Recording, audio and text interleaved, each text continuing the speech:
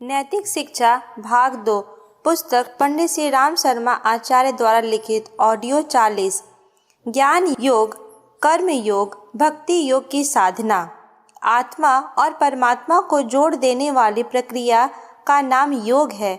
योगाभ्यास योग साधना करके श्रेयार्थी पुण्यता का लक्ष्य प्राप्त करने का प्रयत्न करते हैं। योग अभ्यास के दो मार्ग हैं, एक भौतिक, दूसरा आत्मिक। भौतिक वे है जिनमें शरीर की क्रियाएं करनी पड़ती है और आत्मिक वे जिनमें मन और चेतना की परिष्कृत किया जाता है। शरीर भौतिक पदार्थों से बना है और उसमें भौतिक शक्तियां भरी पड़ी है। अंतःकरण चेतना तत्व से बना है, इसलिए वह सूक्ष्म और दिव्य शक्तियों का निवास है। शरीर द्वारा किए गए योग अभ्यास से भौतिक उत्कर्ष का लाभ मिलता है और मानसिक साधनाओं द्वारा आत्मबल बढ़ने और आत्म तत्वों के विकास का मार्ग खुलता है। शरीर क्षेत्र की अपेक्षाएं आत्मिक क्षेत्र की समर्थता, संभावना एवं सामर्थ्य अधिक है। इसलिए तत्वज्ञानी सर्वसाधारण के लिए मानसिक साधनाओं का निर्देश विशेष रूप से देते रहे हैं और विशिष्ट व्यक्तियों की शरीरगत अभ्यासों की बात करते रहे हैं। शरीरगत अभ्यासों में आसन, प्राणायाम, नेति, धोती, वस्ती, ब्रजौली, कपालभाति, मुद्रा, बंध, व्रत, यात्रा, स्नान, कीर्तन जैसे साधन बताए जाते हैं। यह सब कार्य शरीर को करने पड़ते हैं, इसलिए इनके परिणाम भी प्रायः भौतिक स्तर के होते हैं। मानसिक साधनाओं में ध्यान, धारणा, प्रत्याहार, समाधि जैसे प्रसंग आते हैं। शरीरगत योग 84 प्रकार के होते हैं। क्रियाएं भी ऐसी ही करनी पड़ती है जो कष्ट साध्य होती हैं और भूल होने पर उल्टी हानिकारक हो सकती है। मानसिक साधनाओं में ऐसी कठिनाई नहीं है, इसलिए वे सर्वसाधारण के लिए सुलभ है। उन्हें बिना किसी की सहायता से भी किया जा सकता है। मानसिक योग साधनाओं में 3 ही प्रमुख हैं। पहला ज्ञान योग, 2 कर्म योग, 3 भक्ति योग। इन्हें बाल वृद्ध, नर नारी, शिक्षित अशिक्षित कोई भी किसी स्थिति में रहकर बिना किसी कठिनाई के कर सकता है और आत्मा को परमात्मा से मिलाने का योग लक्ष्य प्राप्त कर सकता है। ज्ञान योग का प्रयोजन जीवन के स्वरूप, प्रयोजन, लक्ष्य और सदुपयोग की रूपरेखा ठीक तरह हृदयगम करना और अंतःकरण में इतना उत्साह एवं साहस उत्पन्न करना कि आत्म कल्याण के उद्देश्य से अपनी विचारना और कार्य पद्धति के निर्माण में जुट जाए।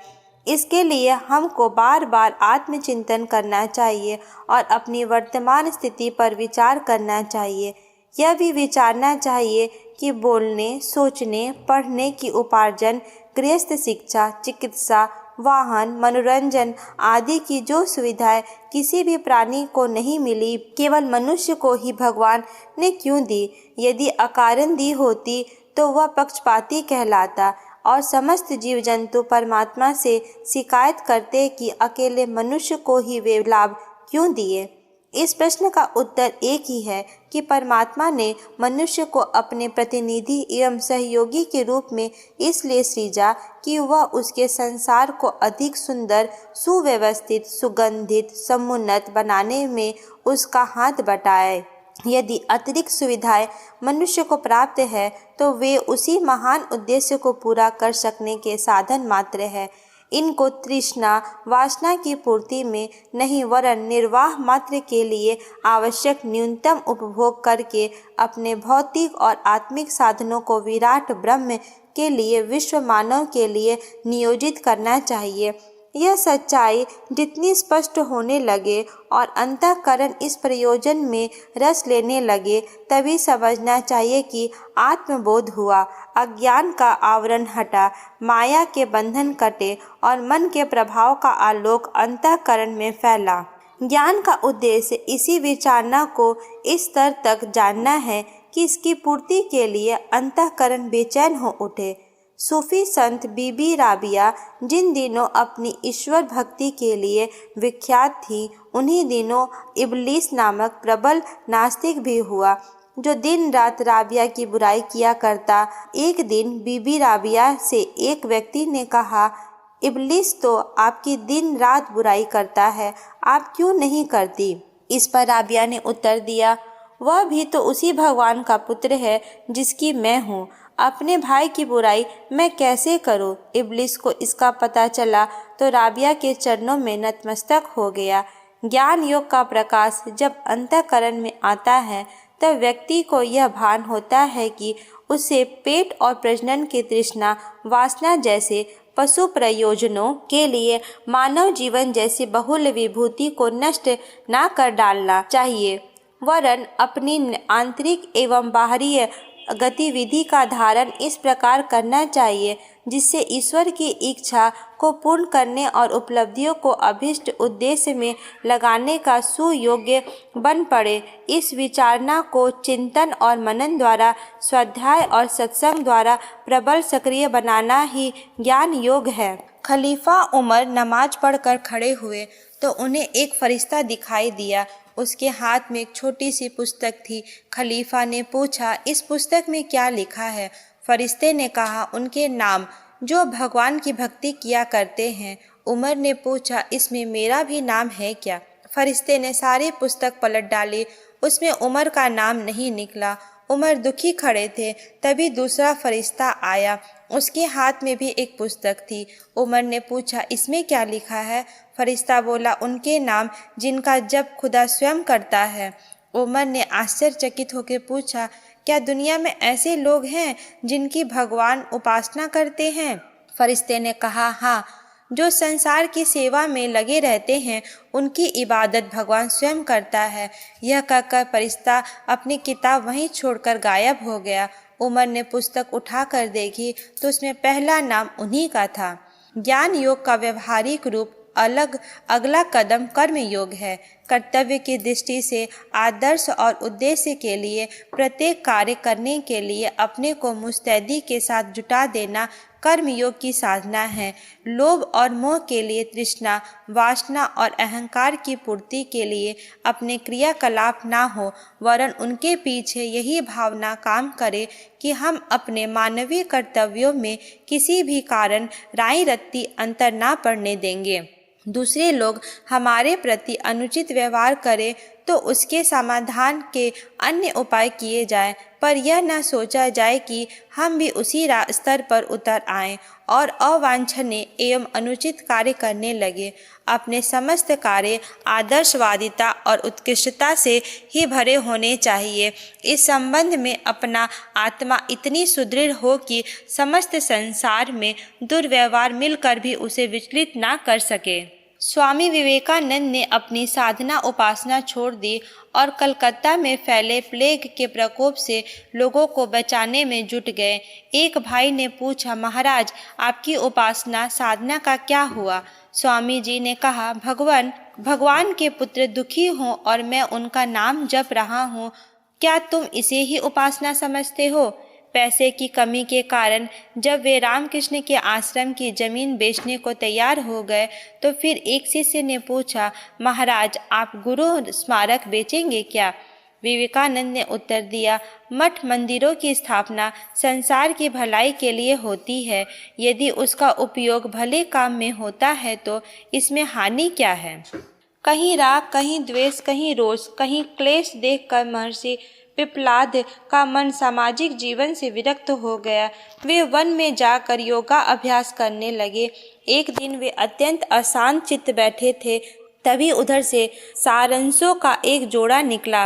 मादा सारस ने नर से पूछा, स्वामी, महर्षि पिप्पलाद और सुकर्मा की साधना में किसकी साधना श्रेष्ठ है?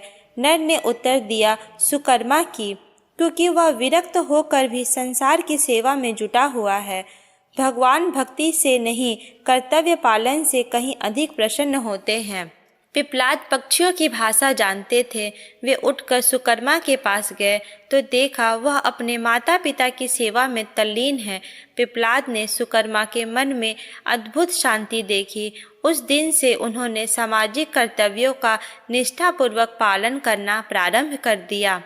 अधिकार में कमी पड़ती हो तो पड़े, पर कर्तव्य पालन में अंतर ना आने पाए। जीवन सादगी भरा जिए, जिससे उच्च विचारों को कार्यान्वित करना संभव हो जाए।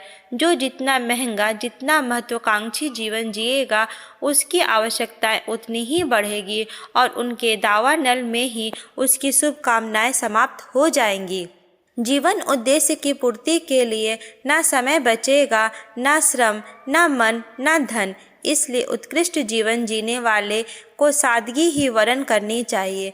अपने साधन महत्वाकांक्षाओं की संपन्नताओं की ललक में नहीं, वरन गुण कर्म स्वभाव को परिष्कृत करने वाली सत्प्रवृत्तियों में नियोजित किए जाने चाहिए। नर से नारायण, पुरुष से पुरुषोत्तम, आत्मा से परमात्मा, पशु से देवता, क्षुद्र से महान होने की महत्वाकांक्षाएं ही श्रेयस्कर है।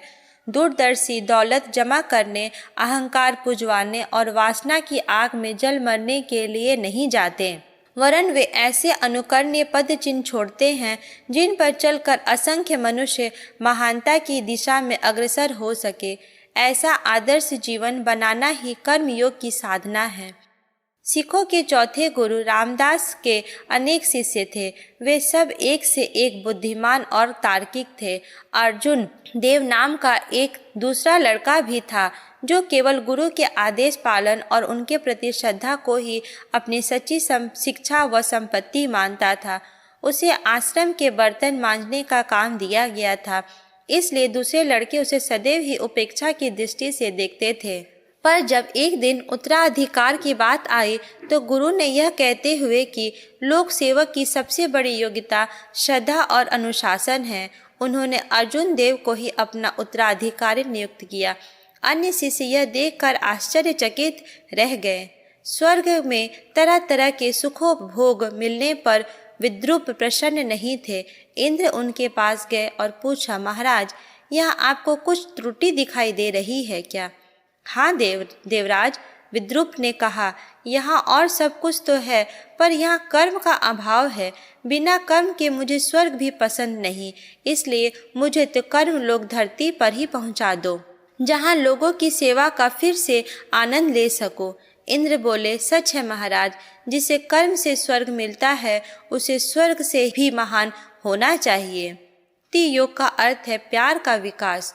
ईश्वर से प्रेम करने का, परमात्मा से भक्ति करने का उद्देश्य है।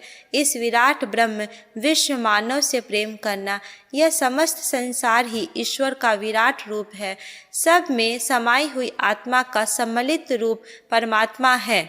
समशिष्ट समाज एवं विश्व चेतना के रूप में हम ईश्वर का प्रत्यक्ष दर्शन कर सकते हैं।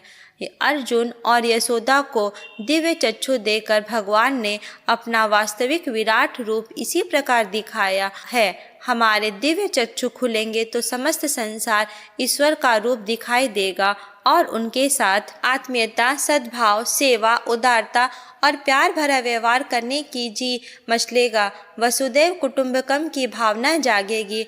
जिस प्रकार अपने परिवार के प्राणियों को समुन्नत बनाने की बात याद रहती है, उसी प्रकार समस्त विश्व को समुन्नत बनाने के लिए अपने आप को जुटा देने, खपा देने की आकांक्षा प्रबल होगी। तब लोक मंगल के लिए बहुत कष्ट, श्रम, प्रयत्न और त्याग करना जीवन की पहली आवश्यकता प्रतीत होगी और इस उद्देश्य के लिए निरंतर कटिबद्ध रहना दैनिक जीवन का एक अविच्छिन्न अंग बन जाएगा।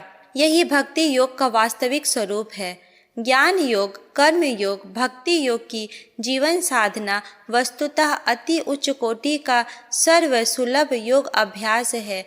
इस त्रिविध योग की विचारना और कार्य पद्धति यदि हमारे व्यवहारिक जीवन क्रम में घुल मिल जाए तो परिवर्तित कर देने का जीवन लक्ष्य सहज ही पूर्ण हो सकता है। प्रश्न, योग की परिभाषा बताओ। 2. शारीरिक योग कितने हैं, उससे क्या लाभ मिलता है? 3. मानसिक योग कितने प्रकार के होते हैं? 4. योग का प्रयोजन और सदुपयोग क्या है? 5. ज्ञान योग किस प्रकार बंधन खोलता है? 6. कर्म योग की व्याख्या करो। 7. सादगी श्रेष्ठता का निर्माण कैसे करती है? 8. भक्ति योग का क्या अर्थ है? 9. वसुदैव कुटुंबकम की भावना कैसे जागती है? 10. आत्मा परमात्मा में किस प्रकार मिलती है?